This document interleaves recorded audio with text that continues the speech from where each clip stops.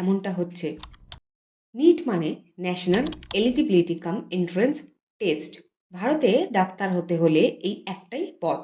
সারা দেশে MBBS seat আছে মাত্র প্রায় 1 লক্ষ, আর পরীক্ষা দেয় 22 লক্ষের বেশি। মানে 22 জনের মধ্যে মাত্র একজন সুযোগ পাবে। এই পরীক্ষায় কয়েক নম্বরের পার্থক্যে কেউ সরকারি মেডিকেল কলেজে যায়, তো কেউ আবার প্রাইভেটে 50 থেকে 60 লক্ষ টাকা দিতে বাধ্য হয়। তাই যখন এই পরীক্ষার প্রশ্ন বিক্রি হয়, সেটা শুধু কারচুপি নয়, সেটা একটা গোটা প্রজন্মের সাথে বিশ্বাসঘাতকতা। কিন্তু প্রশ্ন হলো, চুরি কোথা থেকে হলো? রাস্তা থেকে? কোনো দালালের হাত থেকে? জানতে হলে পুরো ভিডিওটা একদম শেষ অবধি দেখো, স্কিপ না করে। 200টি বায়োলজি গেস কোশ্চেনের মধ্যে নিটে আসা 90টি বায়োলজি প্রশ্ন হুবহু মিলে গেছে। কেমিস্ট্রিরও 45টি মিলেছে। মোট 150টি প্রশ্ন হুবহু সেম।